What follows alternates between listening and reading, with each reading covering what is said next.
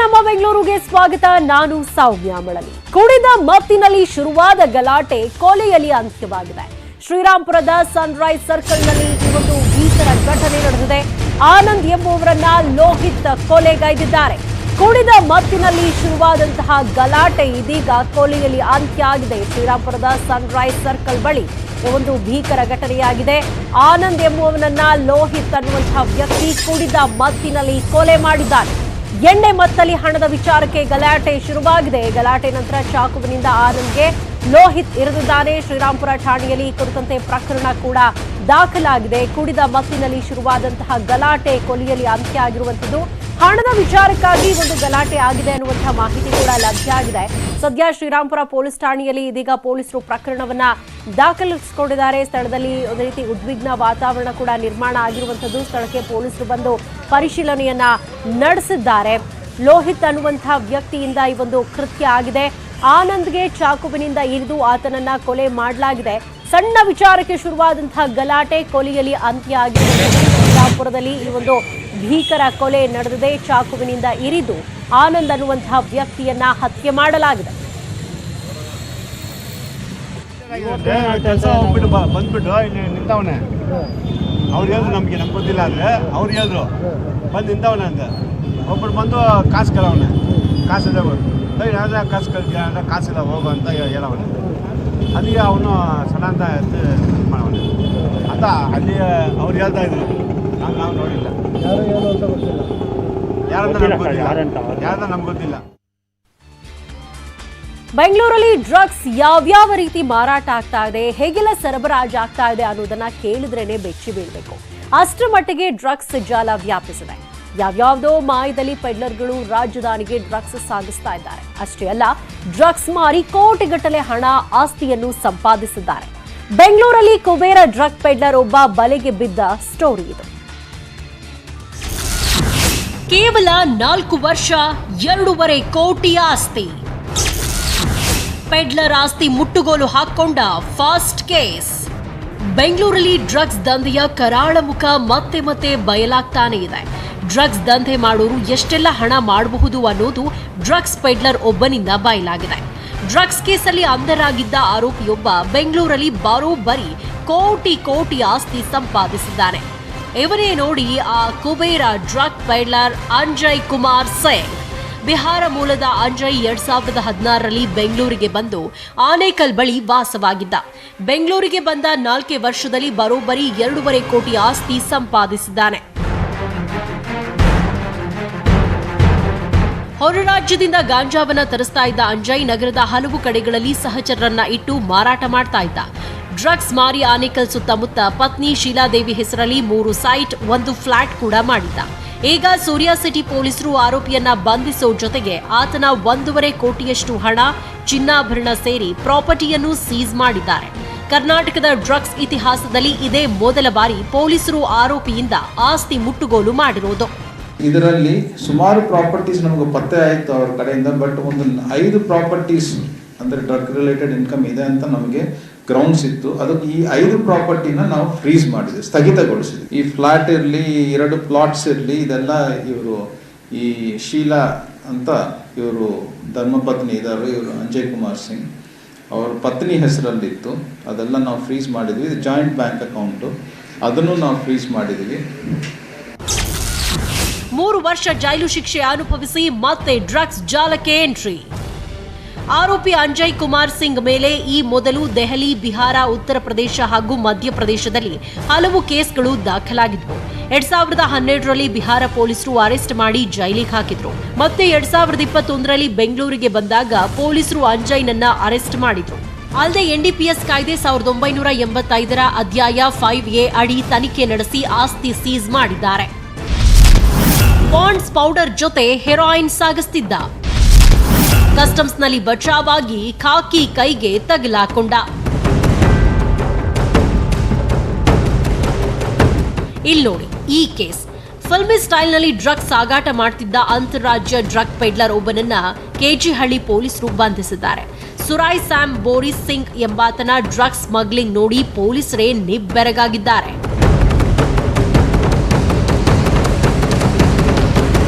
KG Halli police ಠಾಣಾ ವ್ಯಾಪ್ತಿಯಲ್ಲಿ Sam Boris Singh ಅನುಮಾನಾಸ್ಪದವಾಗಿ ಓಡಾಡ್ತಾ ಇದ್ದ. ಈ ವೇಳೆ ಪೊಲೀಸರು ಆತನನ್ನ ವಶಕ್ಕೆ ಪಡೆದು ಬ್ಯಾಗ್ ಪರಿಶೀಲಿಸಿದ್ರು.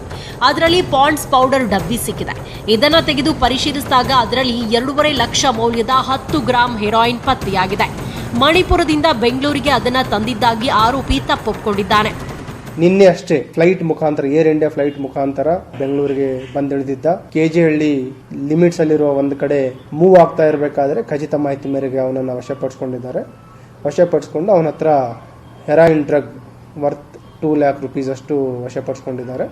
ಮತ್ತು ಅವನ ಹೆಚ್ಚಿನ ಒಂದು ತನಿಖೆ, ಅವನು ಎಲ್ಲಿಂದ ಸೋರ್ಸ್ ಬಂತು ಮತ್ತು ಯಾರು ಪೆಡ್ಲರ್, ಅಸೋಸಿಯೇಟ್ ಪೆಡ್ಲರ್ಸ್ ಯಾರು, ಕನ್ಸ್ಯೂಮರ್ಸ್ ಯಾರು ಅನ್ನೋದ್ರ ಬಗ್ಗೆ ಹೆಚ್ಚಿನ ಒಂದು ತನಿಖೆ ಮಾಡ್ತಾ ಇದ್ದೀವಿ. ಕಸ್ಟಮ್ಸ್ ಅಧಿಕಾರಿಗಳ ಕಣ್ತಪ್ಪಿಸಿ ಡ್ರಗ್ಸ್ ತಂದಿದ್ದ ಆರೋಪಿ ಕೆಜಿಹಳ್ಳಿ ಪೊಲೀಸರ ಕೈಗೆ ತಗಲಾಕೊಂಡಿದ್ದಾನೆ. ಒಟ್ನಲ್ಲಿ ಬೆಂಗಳೂರಲ್ಲಿ ಡ್ರಗ್ಸ್ ದಂಧೆ ಅನ್ನೋದು ಒಂದೊಂದು ರೀತಿ ರೂಪಾಂತರ ಪಡಿತಾ ಇದೆ. ಪೊಲೀಸರು ಅಷ್ಟೇ ಚುರುಕಾಗಿ ಡ್ರಗ್ಸ್ ದಂಧೆಕೋರರ ಮೂಲ ಪತ್ತೆ ಹಚ್ಚಿ ಸದೆ ಬಡಿತಿದ್ದಾರೆ. Crime bureau, news 18 Kannada. ಬರ್ತ್ಡೇಗೆ ಬಂದು ವಿಶ್ ಮಾಡಿದ ಸ್ನೇಹಿತನ ಬೆನ್ನಿಗೆ ಚೂರಿ ಹಾಕಿರೋ ಘಟನೆ ನೆಲಮಂಗಲದಲ್ಲಿ ನಡೆದಿದೆ. ಕ್ಷುಲ್ಲಕ ಕಾರಣಕ್ಕೆ ಸ್ನೇಹಿತನಿಗೆ ಡ್ರ್ಯಾಗರ್ನಿಂದ ತಿವಿದು ಮಾರಣಾಂತಿಕವಾಗಿ ಹಲ್ಲೆ ಮಾಡಲಾಗಿದೆ ಅನ್ನೋದು ಆರೋಪ. ಜಕ್ಕಸಂದ್ರದ ಮಂಜುನಾಥ್ ಎಂಬುವವರಿಗೆ ಆರೋಪಿಗಳಾದ ರಘು ಶಂಕರ್ ಎಂಬುವರಿಂದ ಹಲ್ಲೆ ಮಾಡಲಾಗಿದೆ ಅನ್ನೋದು ಆರೋಪ. ಮಂಜುನಾಥ್ ಬೆನ್ನಿಗೆ ಡ್ರ್ಯಾಗರ್ನಿಂದ ಇರಿದು ತಲೆಭಾಗಕ್ಕೆ ಬೀಗದ ಕೀಯಿಂದ ಹಲ್ಲೆ ಮಾಡಲಾಗಿದೆ. ಘಟನೆ ಬಳಿಕ ತಲೆಮರೆಸಿಕೊಂಡಿರೋ ಹಲ್ಲೆಕೋರರ ಹುಡುಕಾಟದಲ್ಲಿದ್ದಾರೆ ನೆಲಮಂಗಲ ಪೊಲೀಸರು.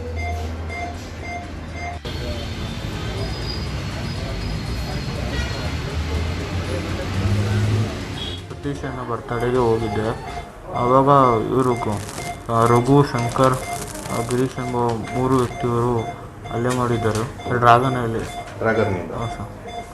ಏನು ಹೋಗಿದ್ರೆ ಸರ್ ನೆನೆ ಬರ್ತಡೇ ಇತ್ತು ನಮ್ಮ ಹುಡುಗಂದು, ಅದಕ್ಕೆ ಹೋಗಿದ್ದೆ ಸರ್. ಅಂದರೆ ರಘು ಶಂಕರ ನೋಡಿದವ 2 ವರ್ಷ ಆಯಿತು ಮಾತಾಡೋದು ಬಿಟ್ಟು. ಇವು ಗಿರೀಶ ಕ್ಲೋಸ್ ಆಗಿದ್ದ. ಗಿರೀಶು ರಘುವ್ರನ್ನ ಕರ್ಕೊಂಬರ್ತೀನಿ ಅಂತ ಹೋಗಿ ಮನೆ ತಕ್ಕ ಹೋಗಿ ಕರ್ಕೊಂಬಂದು ಡ್ರಾಗರಿಗೆ ಹೇಳಿದೆ. ದಸರಾ ಹಬ್ಬವನ್ನ ಕಳೆದ ವರ್ಷದಂತೆ ಸರಳವಾಗಿ ಆಚರಿಸೋಕೆ ಸರ್ಕಾರ ಸುತ್ತೋಲೆ ರೆಡಿ ಮಾಡ್ತಾ ಇದೆ.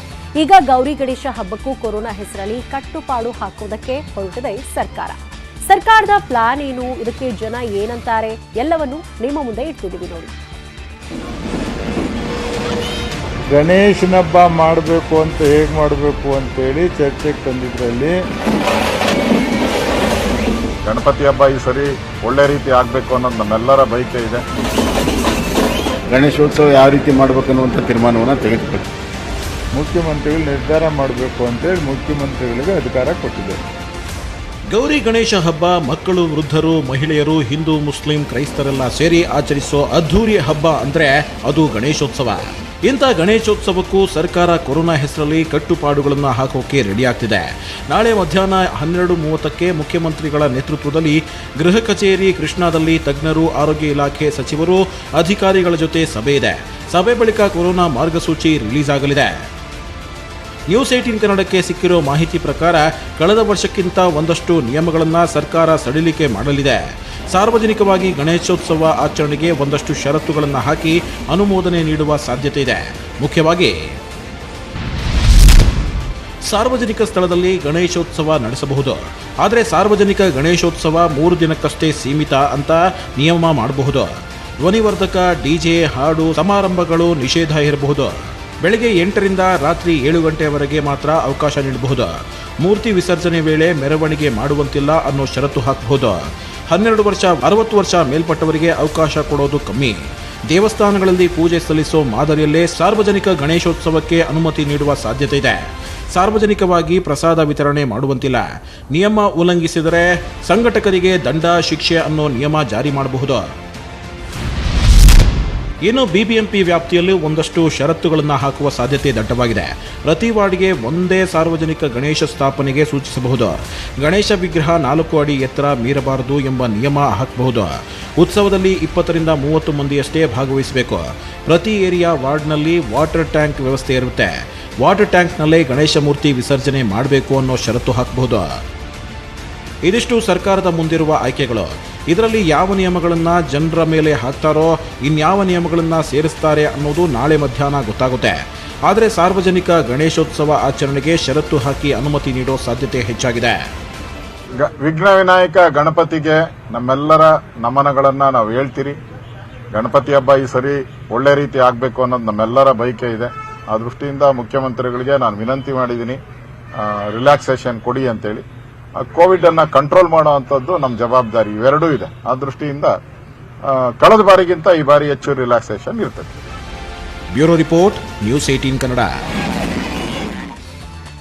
ಶಾಲೆ ಏನೋ ಶುರುವಾಗಿದೆ, ಆದ್ರೆ ಕೆಲ ಪೋಷಕರೇ ಮಕ್ಕಳನ್ನ ಶಾಲೆಗೆ ಕಳುಹಿಸ್ತಾ ಇಲ್ಲ, ಬದಲಾಗಿ ಅವರನ್ನ ಕೆಲಸಕ್ಕೆ ಕಳುಹಿಸುತ್ತಿದ್ದಾರೆ. ಇವತ್ತು ನೆಲಮಂಗಲದಲ್ಲಿ ಮಕ್ಕಳನ್ನ ಕೆಲಸಕ್ಕೆ ಕಳುಹಿಸುತ್ತಿದ್ದ ಪೋಷಕರಿಗೆ ಅಧಿಕಾರಿಗಳು ಶಾಕ್ ಕೊಟ್ಟಿದ್ದಾರೆ. ಆದ್ರೆ ಪೋಷಕರು ಮಾತ್ರ ಠಾಣೆ ಎದುರು ಹೈ ಡ್ರಾಮವನ್ನೇ ಮಾಡಿದ್ದಾರೆ.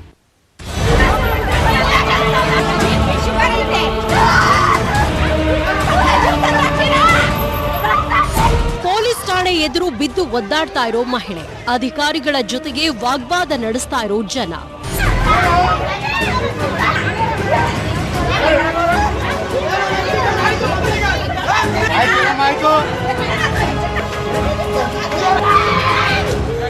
ಅಬ್ಬಾ, ಈ ಮಹಿಳೆಯ ಆಕ್ರಂದನ ನೋಡಿದ್ರೆ ಇವರಿಗೆ ಏನೋ ಭಾರಿ ಅನ್ಯಾಯವೇ ಆಗಿರ್ಬೇಕು, ನ್ಯಾಯಕ್ಕಾಗಿ ಠಾಣೆ ಮುಂದೆ ಹೋಗಿರ್ಬೇಕು ಅನ್ಕೊಳ್ತೀರಾ ಅಲ್ವಾ? ಆದ್ರೆ ಈ ಪೋಷಕರು ಮಾಡ್ತಿರೋದು ಒಂದು ಹೈ ಡ್ರಾಮಾ. ಮಾಡೋ ತಪ್ಪು ಮಾಡಿ ಈಗ ಠಾಣೆ ಮುಂದೆ ಸೇರಿ ಒಂದೊಳ್ಳೆ ಕೆಲಸ ಮಾಡಿದ ಅಧಿಕಾರಿಗಳ ವಿರುದ್ಧವೇ ತಿರುಗಿ ಬಿದ್ದಿದ್ದಾರೆ.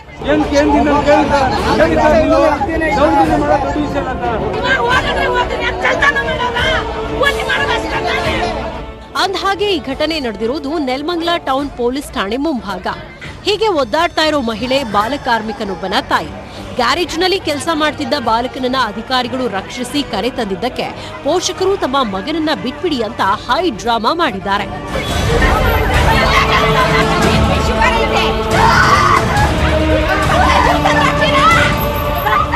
ಶಾಲೆ ಶುರುವಾಗಿದ್ರು ಕೆಲ ಪೋಷಕರು ಮಕ್ಕಳನ್ನ ಶಾಲೆಗೆ ಕಳುಹಿಸದೆ ಕೆಲಸಕ್ಕೆ ಕಳುಹಿಸಿದ್ರು. ಇಂದು ಜಿಲ್ಲಾ ಮಕ್ಕಳ ರಕ್ಷಣಾ ಘಟಕ, ಸಮಾಜ ಕಲ್ಯಾಣ ಇಲಾಖೆ, ಪೊಲೀಸ್ ಇಲಾಖೆ, ಶಿಕ್ಷಣ ಇಲಾಖೆ, ಕಾರ್ಮಿಕ ಇಲಾಖೆ ಮತ್ತು ಮಕ್ಕಳ ಸಹಾಯವಾಣಿ ಜಂಟಿ ಕಾರ್ಯಾಚರಣೆ ನಡೆಸಿದ್ರು. ನೆಲಮಂಗಲದ ವಿವಿಧ ಗ್ಯಾರೇಜ್ಗಳ ಮೇಲೆ ದಾಳಿ ನಡೆಸಿ ಅಲ್ಲಿ ಕೆಲಸ ಮಾಡ್ತಿದ್ದ ಬಾಲಕಾರ್ಮಿಕರನ್ನ ರಕ್ಷಿಸಿ ಕರೆ ತಂದ್ರು. ಆದ್ರೆ ಅವರ ರಕ್ಷಣೆ ನಂತರ ಆರೋಗ್ಯ ತಪಾಸಣೆ ನಡೆಸಿ ಬಾಲಮಂದಿರಕ್ಕೆ ರವಾನಿಸೋ ಪ್ರಯತ್ನ ಮಾಡಿದ್ರು. ಅಷ್ಟೊತ್ತಿಗೆ ಆಸ್ಪತ್ರೆ ಬಳಿ ಹಾಗೂ ಠಾಣೆ ಬಳಿ ಜಮಾಯಿಸಿದ ಪೋಷಕರು ಗಲಾಟೆ ಮಾಡಿದ್ರು. ನಮ್ಮಗ ಕೆಲಸ ಮಾಡಬೇಕು, ಕಳುಹಿಸಿ ಅಂತ ರಂಪಾಟ ನಡೆಸಿದ್ರು. ನ್ಯೂಸ್ 18 ಕನ್ನಡ, ನೆಲಮಂಗಲ. ನಮ್ಮ ಬೆಂಗಳೂರು ಮುಂದುವರಿಯುತ್ತೆ ಚಿಕ್ಕ ಬ್ರೇಕ್ ಆದ್ಮೇಲೆ.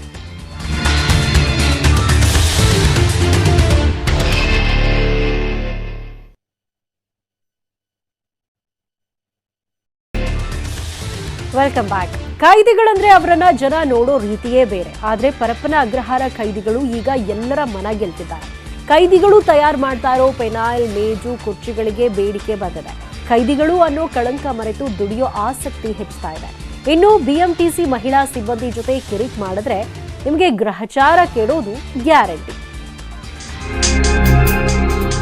ಸೆಂಟ್ರಲ್ ಜೈಲ್ ಅಂದ್ರೆ ಏನೋ ಮಾಡಬಾರದ್ದು ಮಾಡಿದ್ದಾರೆ ಅಂತ ಮೂಗು ಮುರಿಯೋರೇ ಹೆಚ್ಚು. ಆದ್ರೆ ಈ ಬಾರಿ ಸೆಂಟ್ರಲ್ ಒಂದೊಳ್ಳೆ ವಿಚಾರಕ್ಕೆ ಸುದ್ದಿ ಆಗ್ತಿದೆ. ಸಜಾ ಬಂಧಿಗಳನ್ನ ಬಳಸಿ ಫೆನಾಯಿಲ್ ಉದ್ದಿಮೆ ಶುರು ಮಾಡಲಾಗಿದೆ. 15 ದಿನದ ಹಿಂದೆ 5 ಕೈದಿಗಳನ್ನ ಬಳಸಿ ಫೆನಾಯಿಲ್ ತಯಾರಿಕೆ ಶುರು ಮಾಡಲಾಗಿತ್ತು. ಈಗ ಸುವಾಸನೆ ಭರಿತ ಫೆನಾಯಿಲ್ ತಯಾರು ಮಾಡಲಾಗ್ತಿದೆ.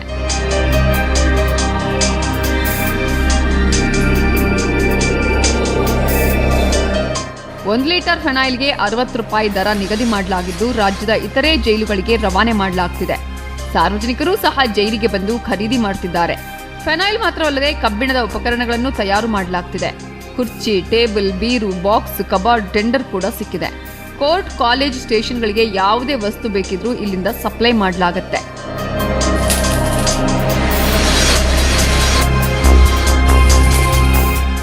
ಇನ್ನೊಂದು ಸುದ್ದಿ ನೋಡಿ, ಬಿಎಂಟಿಸಿಯ ಹೊಸ ಪ್ರಯತ್ನ. ಮಹಿಳಾ ಸಿಬ್ಬಂದಿಗೆ ನಿರ್ಭಯ ಯೋಜನೆ ಅಡಿಯಲ್ಲಿ ಕರಾಟೆ ಟ್ರೈನಿಂಗ್ ಕೊಡಿಸಲಾಗಿದೆ. ಸ್ವಯಂ ರಕ್ಷಣೆ ಸಲುವಾಗಿ ತರಬೇತಿ ಕೊಡಿಸಿದ್ದು ಬಸ್ಸಲ್ಲಿ ಮಹಿಳಾ ಸಿಬ್ಬಂದಿ ಜೊತೆ ಅನುಚಿತವಾಗಿ ವರ್ತಿಸಿದ್ರೆ kick guarantee. Leg kick, face kick ರೀತಿ ಟ್ರೈನಿಂಗ್ ಕೊಡಿಸಲಾಗಿದೆ. 50 ಜನ ಕಂಡಕ್ಟರ್ಸ್, ಯಾರು ಡ್ರೈವರ್ ಕಂಡಕ್ಟರ್ಸ್, ಮಹಿಳೆ ಕಂಡಕ್ಟರ್ಸ್ ಯಾರು ಫಿಟ್ ಆಗಿದ್ದಾರೆ ಅವರನ್ನು ಸೆಲೆಕ್ಟ್ ಮಾಡಿಕೊಂಡು ಅವರಿಗೆ ಫಸ್ಟ್ ಟ್ರೈನಿಂಗ್ ಆಫ್ ಟ್ರೈನರ್ಸ್ ಕೊಡ್ತಾ ಇದೀವಿ. ಅವರಿಗೆ ಟ್ರೈನಿಂಗ್ ಕೊಡ್ತಾ ಇದ್ವಿ.